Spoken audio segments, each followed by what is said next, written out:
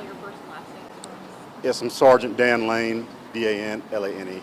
And what's the best title for us to give you? Sergeant, I'm over the Traffic Bureau here at Gastonia Police Department.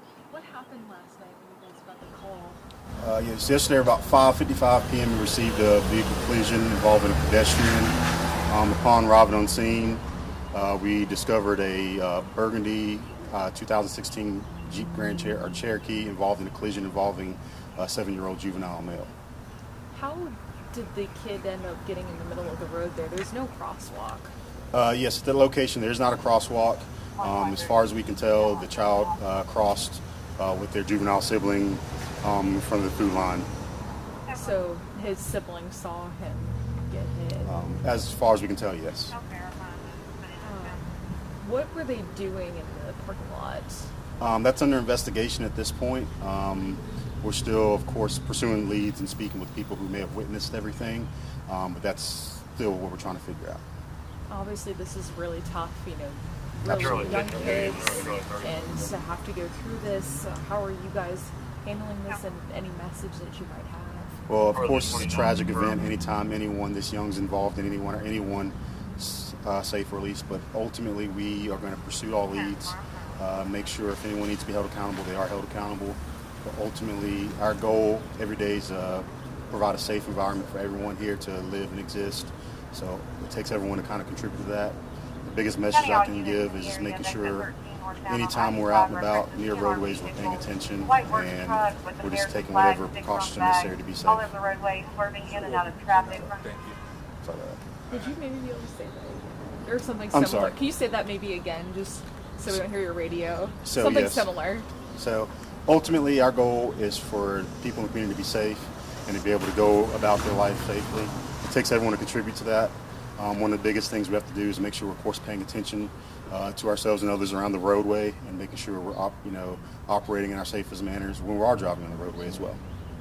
And the driver, was that person trying to make a left turn into the plaza? At this time, I don't believe so. I believe the driver was just traveling eastbound on West Hudson Boulevard, and there's no indication that they were trying to turn or they're just going straight. And has this person been cooperating? Yes. How can people in the community help with this? Ultimately, the family needs support. Anytime you have a tragedy like this, positivity and empathy is what's needed. A lot of times when we're investigating these things, there are a lot of factors that we come into and we have to, deal with them as they arrive, but ultimately just give the family support, give them prayers, because this is a tragedy no matter what the circumstances are. Was the boy's sibling hurt at all? The other child was not involved in a collision at all, just witnessed. Responding to a call like this, seeing a child for the officers who were there, were you there? Were you responding to the scene? I responded to the scene, yes, sir. I hate to ask, but I mean that's got to be incredibly tough to actually be a part of. Yes, as a father, I mean, I have 4 children myself, and it's very tough anytime you see children involved in tragedies such as this. So it's part of the job, unfortunately, but we do take it and we do our best to make sure we prevent these for other families, and hopefully we get some sort of accountability and justice. And were their parents anywhere near there, or they were just there by themselves? We're not sure yet. We're still investigating that. Ultimately, we need to talk to everyone who was involved. Until we do that, we can make a determination of what actually happened. You talked about looking into the parents potentially to see whether charging you.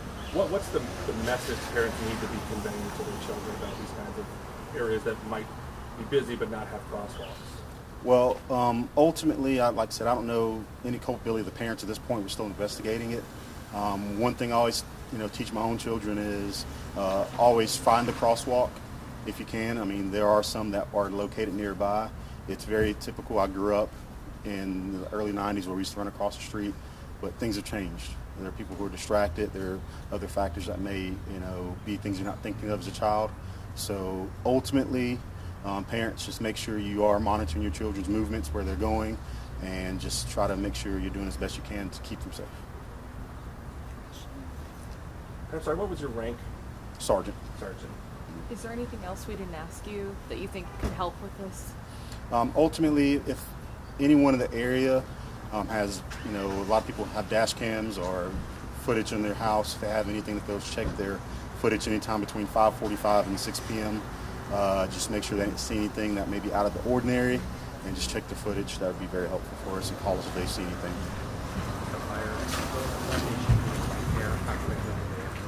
Oh, there is a fire station that's right near there. Were they able to get on scene pretty quickly? Yes, they arrived on scene relatively quickly. I believe it was only a matter of moments. The station's right there next to Food Line, and they began rescue efforts as soon as they arrived on scene.